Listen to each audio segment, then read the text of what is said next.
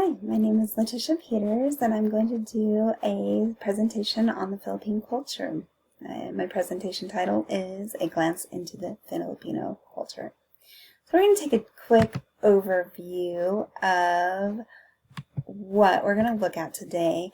We're going to look at the history and geography of the Filipino culture, the language, religious beliefs, education in the Philippines, occupations in the Philippines, family roles and organization of the family goals and priorities in the Filipino culture. We're also going to look at nutrition, birth and death rituals, spirituality as well. We are also going to end it with healthcare of the Filipino patient, health issues Filipinos may have, most common, and nursing care. So about 30,000 years ago, as far as the history, the first people arrived in the Philippines. They were mostly from Sumatra and Borneo. They arrived by boat and land bridges. So it was first pretty much settled by Ferdinand Magellan, who claimed in 1521 the land for Spain. But in 1896, there was a successful revolt by the Filipino people that in 1898 they were able to claim their independence. So on July 4th, 1946, the Republic of the Philippines was born. So interesting, it was cool that they have July 4th as their Independence Day as well. Different year though, of course you know that. So the geography of the Philippines is made up of very interesting 7,107 islands, totaling 117,187 square miles. So there's sea obviously borders the land. So to the west is the South China Sea, to the east the Philippine Sea, and to the south the Celebes Sea. Very islands, obviously the islands are very mountainous, they're very seismic, so lots of earthquakes, and there's a lot of active volcanoes there. The official language in the Philippines is Filipino and English. Filipino is based on Tagalog, but 180 different languages and dialects are spoken in the Philippines. There's 7 most common, but the most common being Filipino and English. So as far as the religious beliefs, very, very colonial in the history of religious beliefs. 81% of the population is Catholic, 10.7% is Protestant, 5.5% Muslim, 4.5% is Christian, and approximately 1% of each of these, Hindu and Buddhist, is kind of finishing that out. Their education system is primarily done in English, although in 1987 it was a requirement in the Philippines to teach in both English and Tagalog.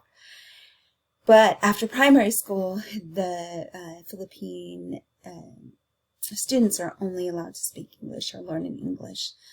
It was neat because initially colleges and universities were founded to educate the Filipino teachers, and of course very colonial in influence. The educational system is modeled after the United States educational school system.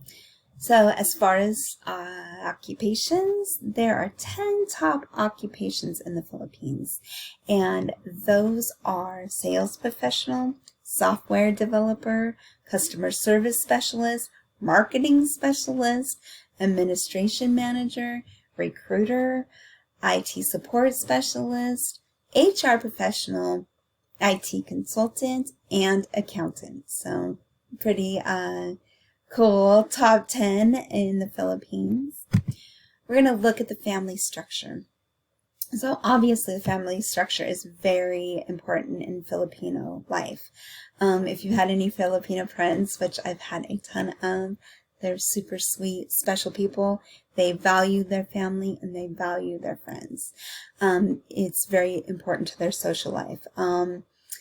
it's a very matriarchal society, which may be super different than other patriarchal societies. So if you're a patriarchal society, it may, or culture, it may be a little different for you. So very matriarchal. It's not uncommon to see 3 generations that live in one house. Even family or friends, well, non-relatives, so friends, are labeled with family labels such as Tito Tita for aunt and uncle, our uncle and aunt, and Lolo and Lola for grandpa and grandma. So, yeah. In family roles, the grandparents are expected to help raise the kids. The oldest female in the household is usually the head of household, which is different for if something you're used to a patriarchal society. Again, this is matriarchal, and so the eldest female runs the household. All of the family members that earn money in the household are expected to pool their money, and it's managed by the matriarch, the oldest or eldest female. Childhood expectations. Children are to give respect to their elders at all times. If a child that gives their opinion, it is definitely considered secondary to adults. And elders that require care or elder care are taken care of by children or the grandchildren. Very family-centered in the Filipino culture. Family goals. It is not expected that children do not shame the family. It's not a popular idea for your kid to bring shame upon your family. And each person in the household has their duties and roles, and they must uphold them. Food and rituals. Their food is influenced by Spain, China, France, South Asia, and the United States. They eat 5 small plated meals a day.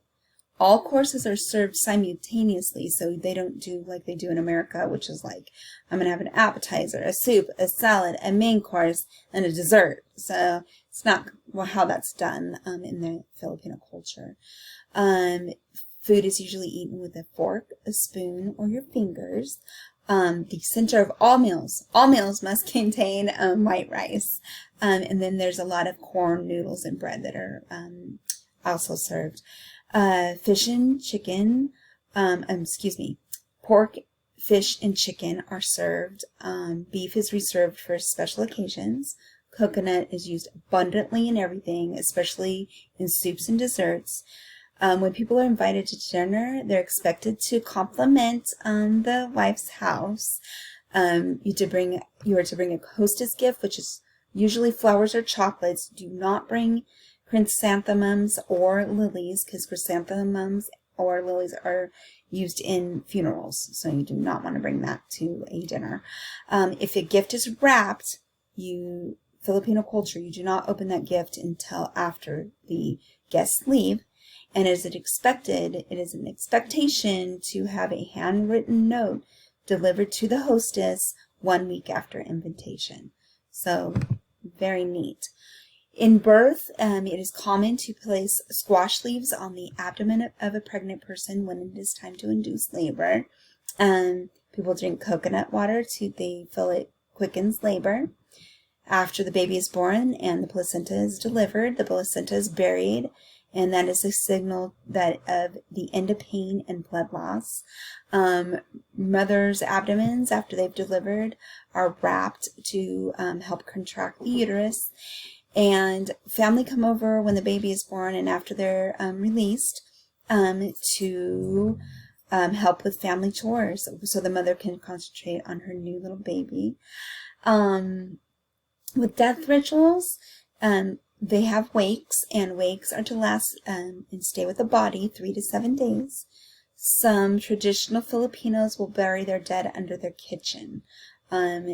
That's where they lay them to rest at sometimes. What happens also is in very traditional death practice is to blindfold a dead person or the past person and set them next to the entrance of the house. Another ritual or thing they do in the Philippines is to put their dead entombed into a trunk of a tree. That's another thing. And also another thing is to bury the dead in a sitting position. So those are kind of different practices for death. As far as spirituality, Filipinos are very spiritual. Spirituality is very important to their culture. So, there's their Catholic and the other religions, but also there are shamans in the Filipino culture that are responsible for maintaining the Filipino culture, religion, and medicine for the different Filipino tribes.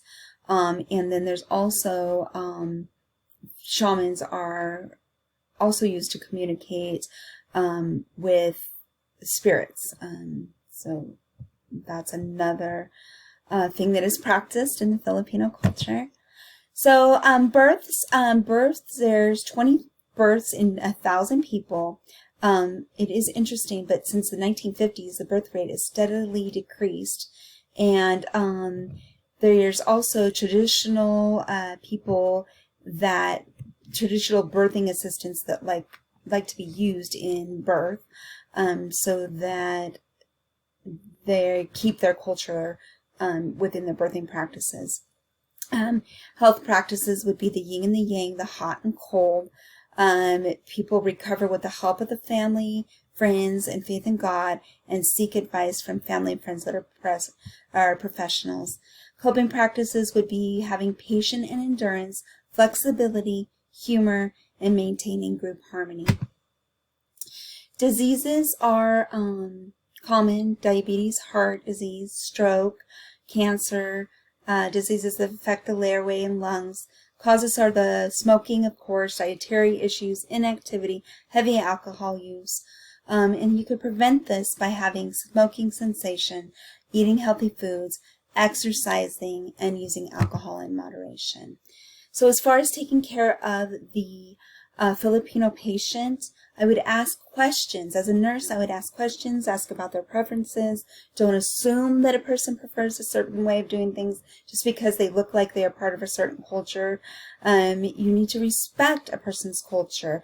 Our way, if you are a nurse and your way you think you always is the best, it's not. If you respect some patient's culture, it is going to help that patient feel comfortable and be open to hearing what needs to be done to healing. As long as it's done their way, they will respect you more and they will heal faster and have better outcomes.